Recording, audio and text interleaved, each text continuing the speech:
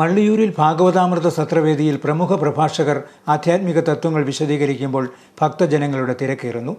ഭാഗവതഹംസം മള്ളിയൂർ ശങ്കരൻ നമ്പൂതിരിയുടെ 104ാമത് ജയന്തി ആഘോഷത്തോടനുബന്ധിച്ച് മള്ളിയൂർ പരമേശ്വരൻ നമ്പൂതിരി മുഖ്യ യജ്ഞാചാര്യനായാണ് 12 ദിവസത്തെ ഭാഗവതാമൃത സത്രം നടക്കുന്നത്. വെൺമണി കൃഷ്ണൻ നമ്പൂതിരി, സ്വാമി ശാരദാനന്ദ, എളങ്കുന്നപ്പുഴ ദാമോദര ശർമ്മ, PK വ്യാസൻ തുടങ്ങിയവരടക്കമുള്ള പ്രമുഖ പ്രഭാഷകരാണ് ഓരോ ദിവസവും സത്രവേദിയിൽ പ്രഭാഷണം നടത്തുന്നത്. ഞായറാഴ്ച പേജാവർ മഠാധിപതി വിശ്വപ്രസന്ന തീർത്ഥ അനുഗ്രഹ പ്രഭാഷണം നടത്തി. ശ്രീജിത്ത് പണിക്കർ, കടുത്തുരുത്തി വേണുഗോപാൽ, പ്രൊഫസർ ഇന്ദു KS തുടങ്ങിയവരും പ്രഭാഷണം നടത്തി. തിങ്കളാഴ്ച സ്വാമി ഉദിത് ചൈതന്യ സത്രവേദിയിലെത്തും. പ്രമുഖ കലാകാരന്മാരുടെ സംഗീത സദസ്സുകളും ഭജൻസും സത്രവേദിയെ ഭക്തി സാന്ദ്രമാക്കുകയാണ്. ഫെബ്രുവരി 2-നാണ് ഭാഗവത ഹംസ ജയന്തി.